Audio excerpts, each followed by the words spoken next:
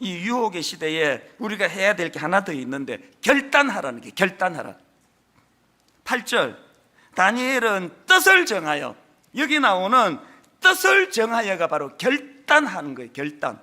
그래서 새 번역은 8절을 이렇게 번역합니다.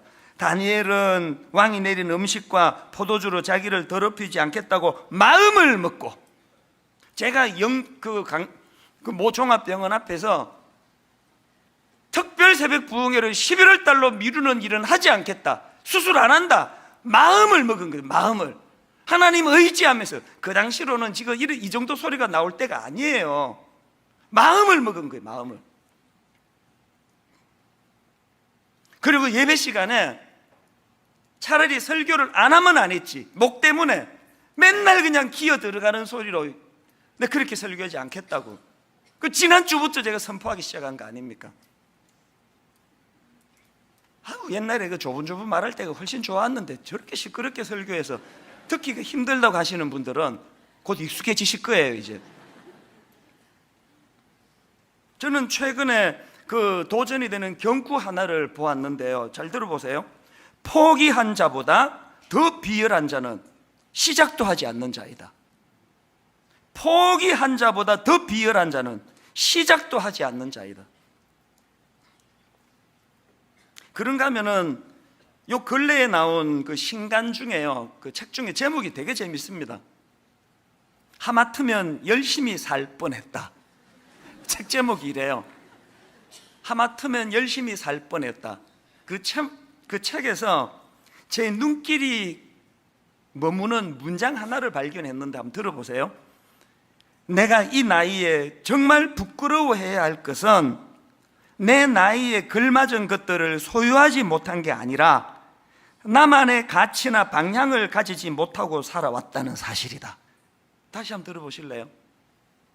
내가 이 나이에 정말 부끄러워해야 할 것은 내 나이에 걸맞은 것들을 소유하지 못한 게 아니라 나만의 가치나 방향을 가지지 못하고 살아왔다는 사실이다. 지금 직장만 못한 게 그게 부끄러운 게 아니래요. 막 다 갖추고 막 엄청나게 그냥 성공한 것처럼 허세를 부리고 다니는데, 가만히 보니까 그 나이에도 자기만의 방향이 없어요. 가치 기준이 없어요. 뚜렷한 가치관과 자기 삶의 방향과 중심이 잘 안 보이는, 이거는 부끄러운 일이라는 거예요. 오늘 이렇게 큰 교회 목사랍시고 제가 거들먹거리고 다니면서 제 하나님 앞에서의 가치와 방향이 없다면 저는 부끄러운 인간이, 부끄러운 인간. 여러분, 다니엘이 귀한 게 뭐예요? 그 어린 나이에 자기만의 뚜렷한 가치 방향, 뚜렷한 가치관, 누가 뭐래도 흔들리지 않는, 개가 100번 짖어봐라 기차는 간다, 자기 길을 가고 있는 이 다니엘이 우리가 배워야 될 모습 아닙니까? 저는 오늘 그 8절에서의 다니엘은 뜻을 정하여라고 하는 이 결단이 참 이게 능력이 있는 거구나, 이게 결단하고 선포하는 게 참 중요한 게요. 저도 최근에 그걸 경험해 봤습니다. 결단하는 거, 또 그걸 선포하는 거, 이 다니엘이 보여준 이게 얼마나 능력이 있는가를 저도 경험했는데요. 여러분이 다 아시지만, 또 그리고 또 부러워하고 계시지만, 제가 요 근래 6kg를 뺐거든요. 그리고는 이게 요요 현상도 잘 안 일어나요. 근데 이 6kg를 빼게 된 그 첫 출발을 전에 말씀드렸잖아요. 사무실로 우리 아끼는 후배 집사님 점심 같이 하자고 그렇게 오랜만에 불렀더니 이 홀쭉해가지고 왜 이러냐 그랬더니 자기가 근래에 다이어트 성공해 20kg를 뺐다고 하는 그 얘기에 내가 도전을 받은 거거든요. 그리고는 이제 나도 하겠다고 그렇게 이제 마음 먹고는 그날 점심 때 이제 뷔페 식당 가서 배 터지게 먹고 마지막 만찬. 그리고는 저녁에 집에 가자마자 제가 한 게 선포예요. 옷도 안 갈아입고요, 막 큰 소리로 내 집사람 보고, 여보, 집에 있는 탄수화물 다 가져와. 그래가지고 막 쓰레기 봉지 두고요, 우리 집에는 그 애들이 셋이나 있기 때문에 뭐 과자, 탄수화물 막 엄청 많거든요. 다 버렸어요. 버리면서 계속 소리내서 선포했습니다. 그 집사람 들으라고 한 게 아니라 저 자신에게 한 선포예요. 오늘부터 우리 집에 탄수화물 없다. 모든 탄수화물 내가 다 버릴 거다. 나 이제 더 이상 안 먹는다 선포했어요. 여러분 사실은요, 그 당시로 제가 탄수화물 중독이었거든요. 저녁을 배 터지게 먹고요, 맛동산 한 봉지를 안 먹으면은 저녁 내내 마음이 힘들었던 상태예요.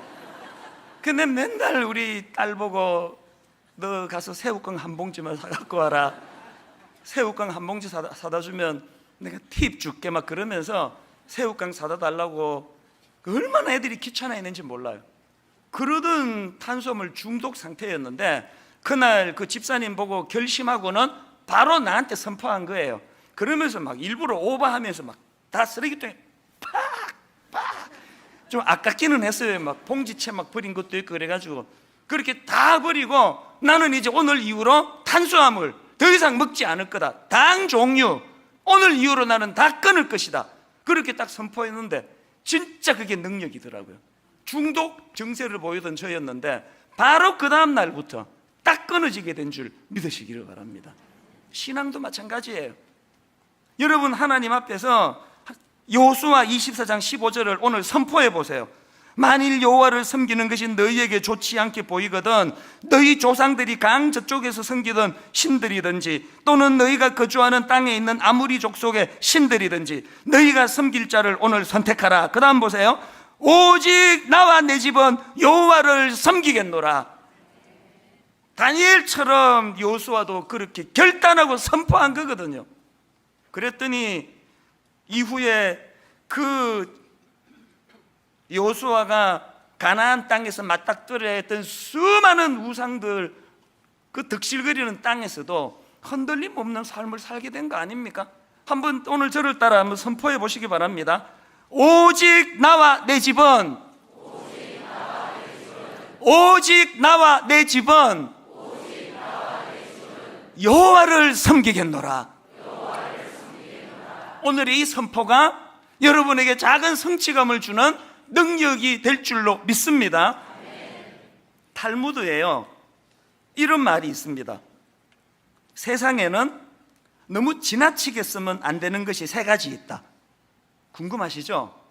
세상에는 너무 지나치게 쓰면 안 되는 것이 세 가지 있다. 첫째가 빵의 이스트, 둘째가 소금, 셋째가 망설임이다. 결단의 중요성을 이야기하는 거 아니겠습니까? 여러분 이렇게 오늘 나와 내 집은 여호와를 섬기겠노라 이렇게 선포를 하시면서 하셔야 될 게 하나 더 있는데요, 하나님의 주권을 인정하는 거예요. 지난주 말씀드렸죠? 다니엘 1장 1절 유다왕 여호야김이 다스린 지 3년이 되는 해에 바벨론 왕 느부갓네살이 예루살렘에 이르러 성을 에워쌌더니, 여러분 이건 역사를 풀어선 객관적인 서술이에요. 인생은 두 종류예요.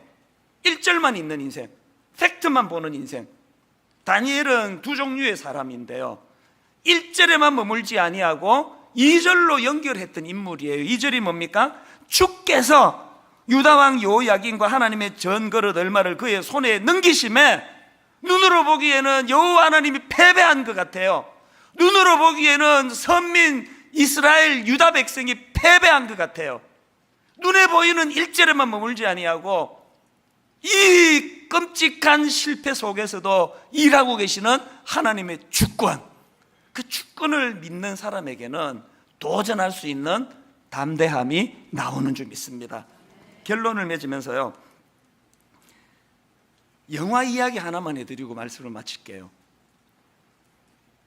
2015년도에 개봉한 암살이라고 하는 그 영화는 저에게 많은 느낌을, 깨달음을 주게 한 영화인데요, 저는 그 영화의 맨 마지막 장면을 잊을 수가 없습니다. 그 영화는 일제강점기 1933년도를 배경으로 하는데요, 대한민국 임시정부 독립운동가들의 활약을 그린 영화예요. 거기에 이제 주인공 역할로 이정재 씨라고 이제 기억을 하는데요, 그 이정재 씨가 맡았던 그 주인공이 누구냐, 염석진이라는 인물인데, 이분은 청년 시절부터 독립운동을 했던 분이에요. 그런데 이 염석진이라는 분의 비극이 뭐냐 하면은 중간에 변절을 합니다.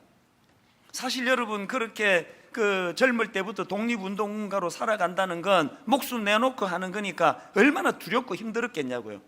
도중에 이 사람이 변절을 해가지고 이제 오히려 이제 일본 그 일제에다가 독립군 명단을 이제 흘려 보내주고 이런 이중 간첩 같은 짓을 해요.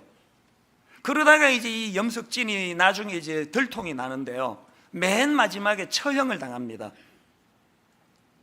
여자 주인공, 그 여자 독립운동가가 이 염석진을 처형을 하는데요, 그 여자 독립운동가 주인공이 마지막으로 이 염석진에게 총을 겨누면서 이런 질문을, 가슴 아픈 질문을 던져요. 그때 왜 동지들을 배신했어? 자기랑도 함께 독립운동하던 그 동지였으니까 그를 처형하는 이 여성 운동가의 마음이 얼마나 힘들었겠냐고. 그래서 이제 원망하듯이 그렇게 질문한 거예요. 그때 왜 동지들을 배신했어? 이 질문에 대한 염석진의 그 대사가 저는 잊혀지지가 않아요. 이렇게 이야기하더라고요. 해방이 이렇게 빨리 올 줄 몰랐지. 해방이 이렇게 빨리 올지 몰랐지. 그러면서 그 다음에 절규하듯이 내뱉는 세 마디 말이 3년이 지난 지금까지도 저에게는 마음에 자리 잡고 있는 멘트예요. 몰랐으니까, 해방될 줄 몰랐으니까, 알았으면 그랬겠나? 목사인 제가 이 대사가 왜 잊혀지지 않을까요? 이 땅에 다시 오실 예수 그리스도 마라나타 꿈꾸면서 참 희망이라고는 눈 씻고 봐도 없는 그 상해에 독립운동하던 사람들처럼 이 악한 바벨론 같은 시대의 신앙생활은 우리지만 우리가 꿈꾸며 사는 그 마라나타 아닙니까? 그러다가 변절하고, 그러다가 무너지고, 그러다가 타락하고, 우주의 종말이 오든 내 개인의 종말이 오든 반드시 오는 건 종말인데, 여러분, 내 인생의 마지막 날 이렇게 말하지 않기를 원합니다. 해방이 이렇게 빨리 올 줄 몰랐지. 내 개인의 종말이 이렇게 빨리 올 줄 몰랐지. 몰랐으니까, 해방될 줄 몰랐으니까 알았으면 그랬겠나. 여러분, 이런 부끄러운 고백을 하며 끝내는 인생이 아니기를 위하여 지금부터라도 다니엘처럼 도전하셔야 돼요. 그리고 눈에 보이는 것에만 연연하지 아니하고 다니엘처럼 하나님 나라를 꿈꾸셔야 돼요. 주님 다스릴 그 나라가 반드시 온다는 것, 주님 다스리는 그 나라가 마치 해방이 되고 그 영화에 수많은 끝까지 변절하지 않고 지조를 지켰던 독립가들이 오늘에 이르기까지 그 후손들이 그 영광을 받아 누리는 그 자리를 꿈꾸면서 달려왔듯이, 마라나타, 주님 다시 오실 때 여러분, 이 소망이 저와 여러분을 변질시키지 않는 능력이 되는 줄로 믿습니다. 마지막 시편 18편 29절 읽고 말씀을 마치겠습니다. 내가 주를 의뢰하고 적군을 향해 달리며 내 하나님을 의지하고 담을 뛰어넘나이다.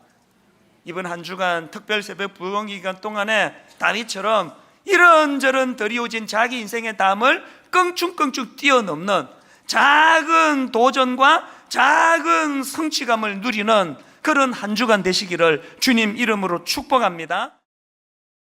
저는 지금도 제가 기억하고 있는 순간이 있어요. 제가 27살 때 군에서 목회를 할 때 은혜를 받았는데, 그때 은혜를 받으면서 제가 많이 회개하고 눈물을 흘린 게 있어요. 그게 뭐냐면, 저는 은혜를 받지 않았지만 목회를 하는데 교회 부흥을 경험했거든요. 이유는 사단장과 연대장이 저희 교회를 나왔기 때문에 교인들이 많았어요. 그런데 단순히 이렇게 병사들만 나온 게 아니라 군인 장교들, 군인 가족들이 나오는데, 그때 은혜 받지 못한 저에게는 설교할 때마다 두려움이 있었어요. 어떤 두려움이냐면, 설교할 때 혹시라도 교인들이 상처를 받으면 안 나오겠지. 그래서 상처받지 않는 설교를 하려고 했어요. 그 중에 하나가 돈에 대한 이야기는 절대로 하면 안 돼. 왜? 헌금 얘기하면 처음 믿는 사람이 이거 뭐라고 생각할까? 근데 제가 처음 은혜를 받을 때 하나님께서 그걸 회개시키셨어요. 너는 사람들에게, 우리 인생에, 분명히 우리 서로 아는 거죠. 돈 없이 살 수 없다는 것, 우리 돈이 우리의 인생에 얼마나 중요하다는 것, 그런데 그 돈이 어떻게 쓰여져야 되고 어떻게 사용돼야 되는지에 대해서 한 번도 이야기하지 못했던 제 모습이 내가 싹군 목자라는 생각이 들었어요. 그때 저는 어떤 상태였는가?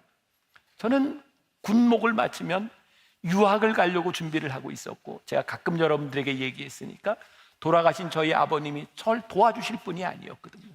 그러니까 저는 제가 유학에 대한 계획을 세워야 됐어요. 그 당시에 군인들은 군인공제라고 하는 적금이 있어서 이자율이 굉장히 높은 게 있어서요, 저는 뭐 퇴직금 군인공제에 들어가는 것 이외에 진짜 20몇만 원 월급을 받으면서 거기 뚝 떼가지고 또 적금을 들었어요. 왜? 그거 받아가지고 이제 타서 유학을 가야 되니까. 제가 하나님 앞에서 기도하고 회개하는데 어떤 거 회개했냐면 돈에 대해서 제가 너무 계획적이었다는 거예요.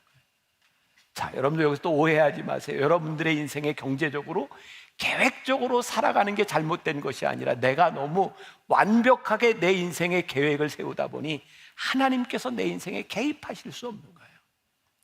저는 어떻게 살았냐면 군교회 목회를 하면서 헌금이 들어오는 것만큼 일을 했어요. 병사들을 위문하는 것 말고 제가 하는 일 없었어요. 제 기준은 있는 것만큼 일하는 거였어요. 근데 은혜를 받고 나니 그게 하나님께서 저에게 잘못됐다고 보여주셨어요. 그때부터는 제가 있는 것만큼 일하는 것이 아니라 일하는데 필요한 것만큼 제 것을 내놓기 시작했어요. 그리고 저는 그 젊은 시절, 어린 시절에 참 놀라운 많은 하나님의 은혜를 경험했어요. 그게 지금 제가 목회를 하면서 살아가는데 저의 경제관념, 제가 돈을 사용하는 데 있어서 굉장히 중요한 지침이 되었던 부분이죠.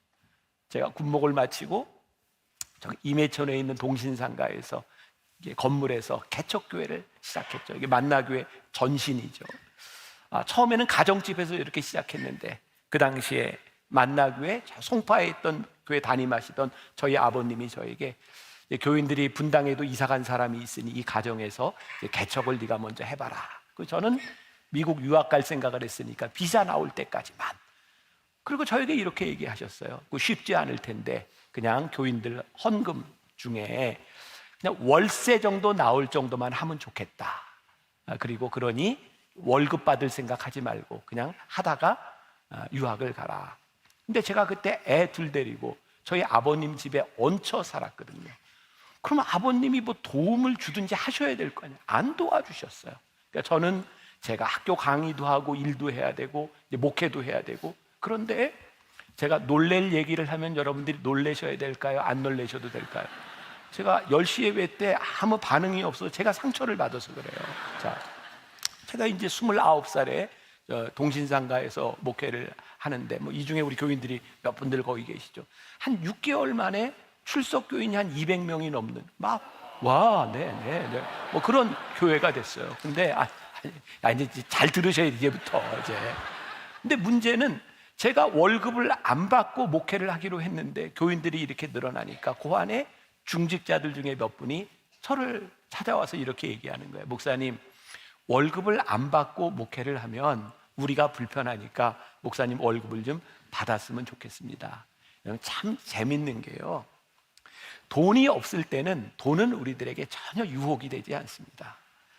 돈이 생기면 돈으로 인하여 마음이 흔들려지는 거예요. 제가 그 이야기를 듣고 저희 아버님에게 가서 아버지, 교인들이 불편하다고 저에게 월급을 받으라고 하는데 어떡할까요? 요 마음은 받고 싶다, 이런 얘기죠. 저도 아버지하고 얹혀 사는데.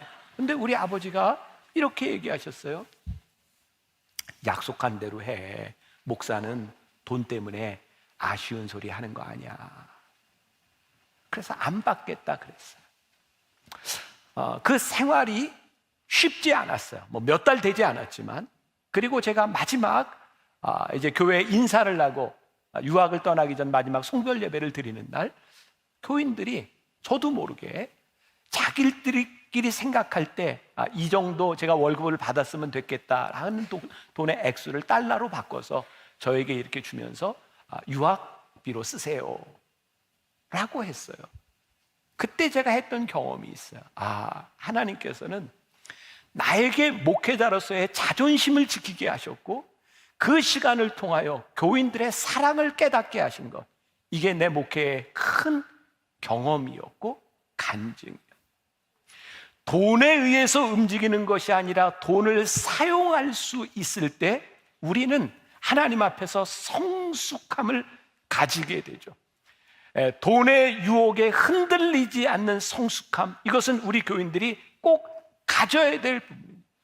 돈에 의해서 움직이는 교회나 돈에 의해서 좌우되는 신앙이 아니라 하나님 앞에서 우리들이 흔들릴 수 없는 그 신앙의 가치는 무엇인가? 자, 제가 지금 이야기하는 건 여러분들 모두에게나 다른 교회 목회자들에게 이렇게 해당돼서도 안 되고 그렇게 여기서는 안 된다고 생각하는 거예요. 하나님께서 저에게 주셨던 그 재정에 대한, 돈에 대한 그런 관념이었어요. 내가 어떻게 이 돈에 있어서 자존심을 지키고 살아가는가. 저희 아버님이 갑자기 돌아가셨어요. 그리고 장례를 치르면서 그냥 정신없이 치르면서 교인들이 이제 부의금을 많이 냈던 것 같아요. 이곳저곳에서. 장례가 끝나고 난 다음에 우리 사남매가 모여서 이 모여진 돈을 어떻게 쓰는 것이 하나님이 기뻐하시고 돌아가신 우리 아버님에게 제일 좋을까? 그래서 그걸 그대로 교회에 장학금으로 내놓게 됐어요. 그때 우리 사남매가 너무 기뻤어요. 저희 어머님 돌아가신 지가 벌써 꽤 되네요. 어머님 돌아가시고 이제 제가 이제 담임 목사가 어느 정도 된 다음이니까 그때 제 생각에 어머님 돌아가셨는데 그 어머님으로 인하여 제가 교인들에게 부담을 주거나 혹시라도 이렇게 돈 이렇게 받는 게 제 마음에 허락이 잘 되지 않았어요. 그래서 우리 부의금 받지 않습니다. 그리고 어머님 장례를 지나갔어요. 우리 아들과 딸 결혼을 시킬 때 물론 기쁘게 축하를 해줄 수 있는 분도 있지만 그렇지 않은 상황 가운데서 담임 목사 아들과 딸이 결혼하는데 이렇게 축의금을 내고 하는 거, 이거 저에게 별로 바람직한 일이 아니겠다. 그래서 이거 안 받았으면 좋겠다. 근데 사실 제가 이렇게 모아놓은 돈도 없고 하니까 제가 장로님들한테 제가 안 받고 싶은데 결혼 잔치는 해야 되겠고 장로님들이 잔치를 좀 해주면 제가 안 받았으면 좋겠습니다. 저도 좀 이상한 목사죠. 그래서 장로님들이 잔치를 해주셔서 모아서, 그리고 저는 안 받았어요. 그 과정에서 어떤 목사님이 저에게 이런 얘기를 했어요. 목사님, 그분 표현 그대로 합니다. 그러니까 죄송한데 이런 표현을 했어요. 목사님, 쪽팔린 건 한순간이고 돈은 영원한 겁니다. 그러니까 그냥 받으세요.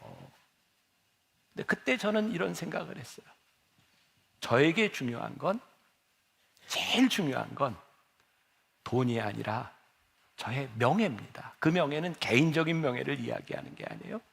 제가 목회자로서 제가 지켜야 되는 명예가 저에게는 제일 중요합니다. 자, 제가 모든 부분에서 여러분들에게 만족할 만한 그런 기준을 가지고 살아가느냐? 그렇지 않아요. 그렇지 않은 부분들도 많이 있을 거예요.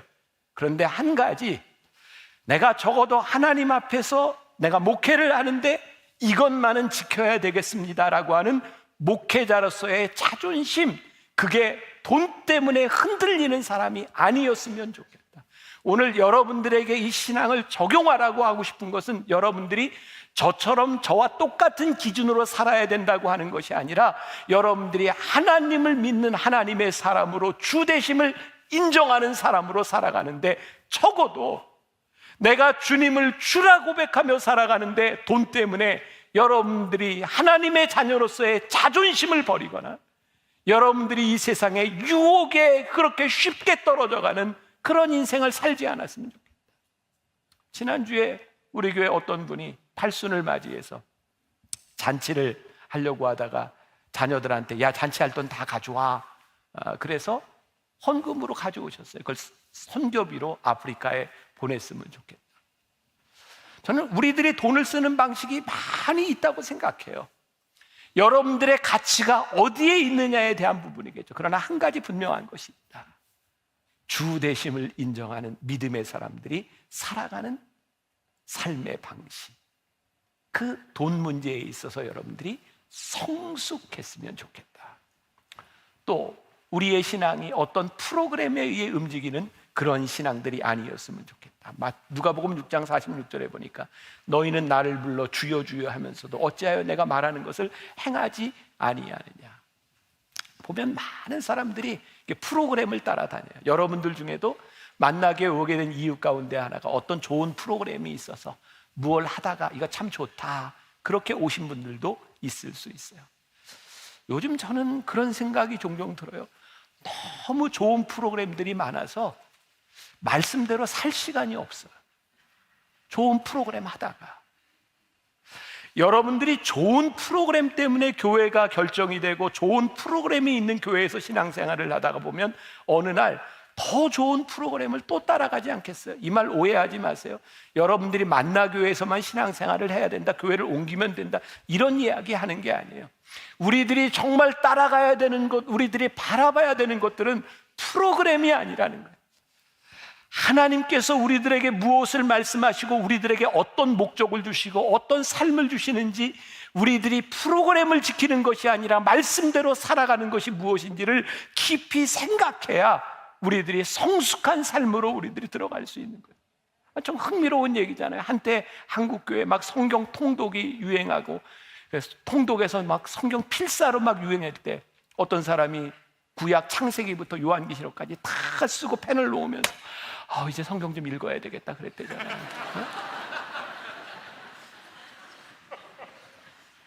그게 프로그램에 중독된 신앙인들, 유치한 신앙인들의 모습. 여러분 오해하시는 거 아니죠? 성경 통독이 잘못되거나 성경 필사가 잘못된 것이 아니라 우리들의 신앙이 어느 날부터인가 이 프로그램을 다 하면 됐다고 생각하는 유치한 사고가 아니라, 우리가 오늘 하나님의 말씀대로 살아가고 하나님의 말씀대로 우리들이 움직여지고 있는가를 고민하고 생각하라는 거예요. 말씀 결론을 맺습니다. 정말 우리의 인생을 열심히 바쁘게 살았구나, 그게 우리로 하여금 성숙한 신앙을 살게 만들어주는 것이 아니라, 내가 하나님 앞에 의미 있게 하나님 앞에 올바른 삶을 살았구나 라는 결론을 내릴 수 있을 때 우리는 성숙한 신앙의 삶을 살아가는 거예요. 그 표지가 무엇일까요? 저는 여러분들의 자녀들이, 여러분들 가장 가까이 있는 사람들이 여러분들을 바라보며 나도 저 길을 가면 될 것 같아 라는 신앙의 성숙함을 보여주는 것. 저는 오늘 아침 일찍 제 마음이 참 많이 기쁘고 감사했어요. 몇 년 전 목사 안수를 받은 제 아들이 지금 공부를 하고 있는데요, 오늘 아침 일찍 저에게 전화해서 아빠 기도해 주세요. 아빠 지금 너무 힘들어요. 근데 너무 감사했어요. 목사인 아들이 목사인 아버지에게 아버지 저 힘든데 기도해 주세요. 그게 감사했어요.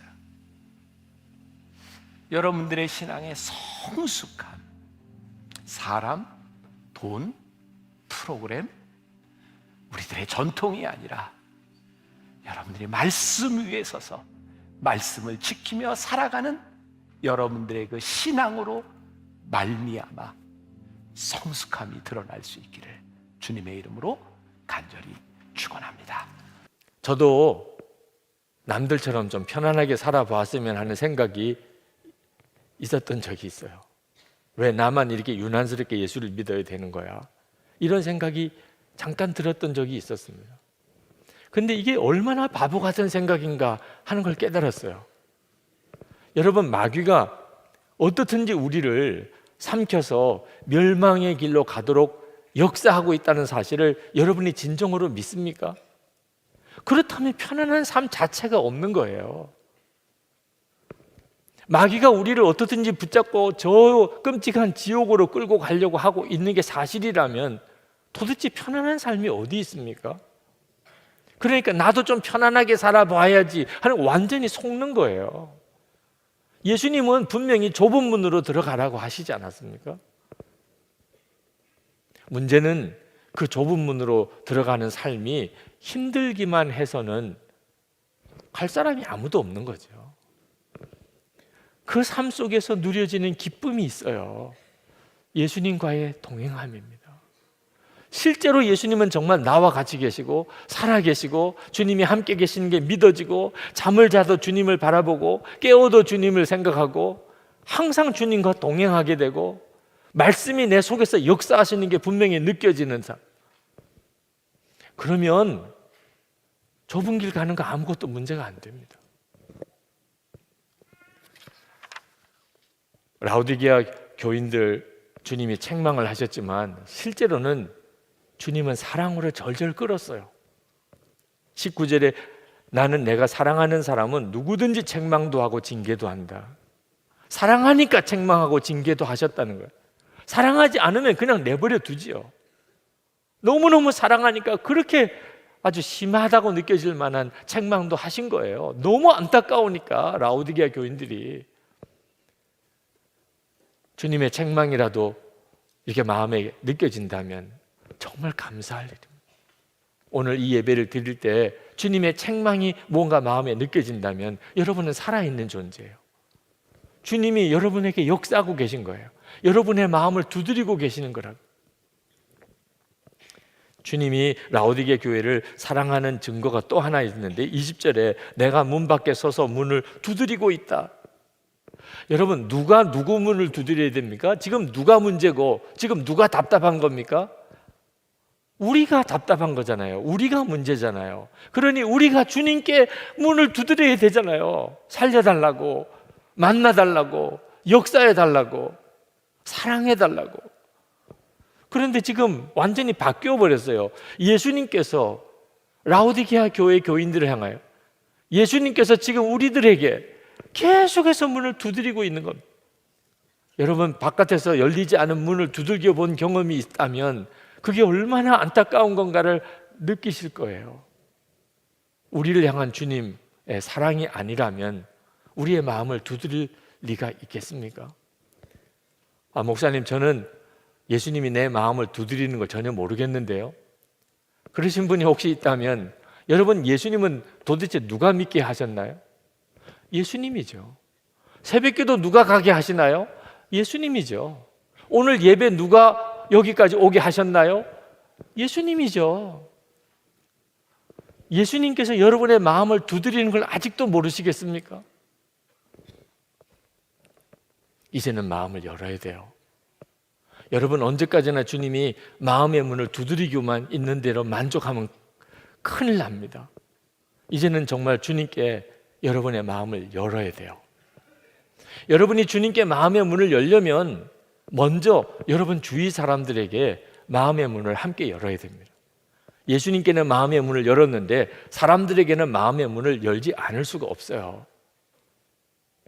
우리가 순간에 예수님과 정말 친밀하고 나와 함께 계시는 게 믿어지는 이런 단계를 순간에 얻어지지 않습니다. 처음에는 사람을 의식하는 게 주님을 바라보는 것보다 더 강해요. 내가 실제로 눈으로 보는 사람들. 그래서 주님은 주님께도 마음을 열지만 사람들에게도 마음을 열게 하시는 겁니다. 사람을 더 먼저 의식하게 되지만 계속 주님을 바라보는 마음으로 내가 마음을 열고 어둠의 권세가 내 마음을 사로잡지 못하게 하다 보면 비로소 주님이 나와 함께 계시는 게 믿어져요. 사람보다도 주님이 더 의식하게 된단 말입니다. 그래서 우리가 영성일기 나눈 방에 여러분들이 들어오시라고 하는 겁니다. 일기를 나누는 것에 대해서 기겁하시는 분이 있어요. 마음을 열라는 것에 대해서 기겁하는 분이 있어요. 그러면 한번 물어보겠습니다. 도대체 뭘 숨기고 살아요? 아니, 그걸 왜 끝까지 숨기고 살려고 그러세요? 또 언제까지 그러시려는 거예요? 내가 사람들에게 마음을 열 수가 없는 것이 큰 문제가 있다는 거예요. 그게 마귀가 여러분의 마음을 사로잡고 있는 것입니다. 마귀가 자기 정체가 드러나지 않고 여러분 마음에서 빠져나와야 되겠기 때문에 계속 숨기고 살게 하는 겁니다. 주님이 괜히 우리의 마음을 열고 들어오시려고 하는 게 아닙니다. 필리핀에 가서 컴패션 양육을 받았던 모든 아이들이 다 그렇게 훌륭하게 다 자란 건 아니더라고요. 중간에 컴패션에서 빠져나간 아이들이 꽤 된다고 하는 이야기를 들었습니다. 그들과 당신들과는 어떤 차이가 있는 겁니까? 어려서 정말 주님의 사랑, 주님의 임재하심에 대해서 눈이 뜨였느냐 아니냐에 대한 차이인 것 같습니다. 하나님은 사랑의 손길을 뻗으셨어요. 그 정말 끔찍한 지옥과 같은 형편에 있는 그 환경에 있는 아이들에게 하나님은 기적과 같이 하나님의 사랑을 손길을 뻗치셨어요. 근데 그 손길을 붙잡은 아이가 있고 놓아버린 아이가 있었어요. 주님의 사랑의 손을 놓아버린 아이들은 다시 술 취하고 술에 중독되고 아편에 중독되고 완전히 인생이 망가진 같은 컴패션에서 양육을 시작했는데 인생이 어떻게 이렇게 갈라질 수 있나요? 하나님이 내미신 사랑의 손을 붙잡고 안 붙잡고는 우리가 해야 하는 것입니다. 안타까운 이야기는 부모들이 아이들을 컴패션에서 빼내가는 부모도 많대요. 14살 정도쯤 돼서 일을 시킬 만한 쯤 되면 돈 벌어 오라고 빼내가는 겁니다. 그 아이들이 나가서 돈을 뭘 얼마나 벌겠어요. 그래, 인생은 완전히 달라진 인생이 되어버리는 거죠. 근데 여러분, 이것이 꼭 우리 문제인 줄 아십니까? 주님은 우리의 마음의 문을 두드리세요. 어떤 분은 믿음으로 문을 연 사람이 있습니다. 주님, 제 인생에 오십시오. 제 마음에 오십시오. 나의 주님이 되십시오. 그러나 계속 두드리는 주님의 음성을 듣고도 그냥 여전히 마음을 열지 않고 인생을 마치는 사람도 있습니다. 저는 오늘 아주 미지근한 신앙생활을 하고 있다고 생각하시는 분, 나는 열심은 없어, 스스로 그렇게 느끼시는 분에게 정말 안타까운 마음으로 오늘 이 시간이 여러분에게 있어서 진정으로 마음이 열리는 시간이 되기를 바라는 간절한 소원이 있습니다. 1871년 10월 8일 무디가 집회에서 설교를 했습니다. 그리스도라고 하는 예수님과 우리와 도대체 우리는 어떤 관계를 맺어야 될 것인가, 이런 주제로 복음을 전하고, 그리고 설교 끝에 이제 여러분이 집에 돌아가시면 이 말씀을 잘 생각하십시오. 그리고 다음번 집회에 오실 때는 이제는 결단을 준비하고 오셔서 예수님 앞에 여러분의 믿음을 결단하십시오. 그렇게 하고는 집회가 끝났어요. 그리고 몇 시간 뒤에 시카고에 대화재가 일어납니다. 그 집회에 왔던 사람들 중에 태반이 불에 타서 죽었습니다. 그때 무디가 너무나 안타깝게 고백했어요. 내가 그러지 말았어야 돼. 그날 그 시간에 여러분 주님과 함께 결단하십시오. 이 자리에서 결단하십시오. 그랬어야 되는데 왜 내가 오늘 밤에 생각해보고 내일 결단하라고 했을까? 그 이후부터 무디는 어디든지 가면 집회 끝나면 그 시간에 결단하게 했습니다. 저는 오늘 주님이 그리해야 된다는 마음을 주세요. 여러분, 미지근한 신앙생활에서 벗어나야 합니다. 이거는 여러분의 노력으로 해결되는 문제가 아닙니다. 여러분이 진짜 주님을 만나는 눈이 뜨여야 합니다. 그러기 위해서는 여러분 자신이 진정으로 여러분의 마음을 열고 예수님이 여러분의 마음에 들어오셨다고 하는 확신이 있어야 합니다. 여러분, 언제 그렇게 기도한 적이 있습니까? 예수님, 정말 내 마음에 오십시오. 그렇지 못했던 분들은 오늘 그렇게 되기 바랍니다. 예수님을 내가 영접하기는 했었지, 그런데 내가 주님을 영 잊어버리고 살고 있다면 여러분 이제 정말 정신 차리고 이미 여러분 안에 오신 그 주님을 이제는 바라보셔야 됩니다. 주님을 바라보고 항상 마음을 열고 그렇게 살기 시작해야 합니다. 다음 주일은 추수감사주일입니다. 진정으로 하나님께 마음이 뜨거워서 감사하는 사람이 있고, 미지근한 믿음으로 그저 절기의 하나로 형식적으로 지키는 부류로 확 갈라집니다. 여러분 어느 쪽으로 가기를 원하십니까? 교사 모집을 위해서 아까 영상을 보셨는데 교사로 헌신하는 일은 미지근한 믿음이 있는 사람은 불가능합니다. 그렇지 않아도 힘들어 죽겠는데 지금 내가 교회학교 교사를 하란 말이에요. 여러분 안에 주님이 오셔서 주님께서 그 일의 기쁨을, 비전을 알게 하시기 전에는 못하는 일입니다. 어떻게 하시겠습니까? 이 시간에 주님, 제가 진정으로 예수님, 제가 제 마음에 주님을 영접합니다. 그렇게 고백하실 수 있는 분, 저는 이미 주님을 제 마음에 영접했다고 저는 믿습니다. 그러나 제가 정말 주님을 정말 잊어버리고 살 때가 너무 많습니다. 그러나 이제는 제 마음에 주님이 오셨음을 제가 확신하고 그 믿음으로 제가 이제 살겠습니다. 주여, 제 눈을 열어주세요. 주를 바라보게 해주세요. 주님과 동행하게 해주세요. 이제는 더 이상 이 미지근한 신앙생활에서 내가 완전히 벗어나게 해주세요. 그 갈망이 있으신 분들은 이 시간에 자리에 일어나시기 바랍니다. 여러분을 위해서 기도하겠습니다. 여러분도 하나님 앞에 간절한 마음으로 구하십시오. 제 신앙생활이 완전히 달라지기 원합니다. 소아시아 7교회에 대한 말씀을 오늘까지 이제 마칩니다. 여러분의 믿음을 주님 앞에서 철저하게 점검하고 그리고 살아계신 주님과 동행할 수 있게 되기를 바랍니다.